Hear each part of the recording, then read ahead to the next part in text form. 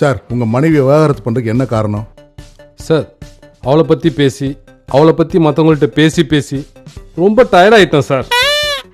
நான் அவளை பற்றி சொல்கிறத விட நீங்களே அவள்கிட்ட பேசி தெரிஞ்சுங்க சார். ரைட், பேசி பார்க்குறேன். பேசுங்க. சொல்லுங்கம்மா, உங்களுக்குள்ள அடிப்படையில் என்ன பிரச்சனை? அடிப்படையில் ஒன்றும் பிரச்சனை இல்லையே சார். இல்லம்மா, உங்களுக்கு இடையில என்ன தகராறு? எங்க கடையில எதுவும் தகராறு இல்லைங்களே. நல்லா தானே போயிட்டு இருக்கு. அடடா, உங்க தாம்பத்திய உறவுல என்ன சங்கடம்? தாம்பரத்துல சொந்தக்காரங்க யாரும் இல்லையே. இருந்தா தானே சண்டை வரணும். உங்க கணவர் மேல ஏதாவது கருத்து வேறுபாடு இருக்கா? அட, அவர் கருப்பு தாங்க, ஆனா வேறுபாடெல்லாம் ஒன்றும் இல்லைங்க. கடவுளே, நீ சாமிடா.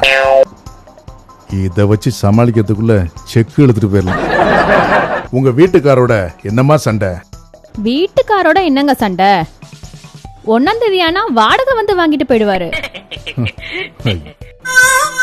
அவரு சந்தோஷமா தான் போவாரு. ஐயோ, இவனை காப்பாத்துறதால நம்மளை காப்பாத்திக்கிறதே தெரியலையே. உங்களுக்கு விவாகரத்து வேணுமா? ஐயோ வேணாங்க, ஏற்கனவே 3 விவாகப்பட்டு வீட்டுல இருக்கு. யாரு பத்த பிள்ளையோ மாட்டிக்கிச்சு. விதி வழி.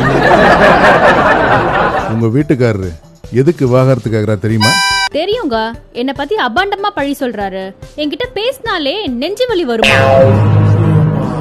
நெஞ்செல்லாம் பாருங்க, நீங்க இவ்வளவு நல்லா தானே பேசிட்டு இருக்கீங்க. எப்பா யாரா நீ?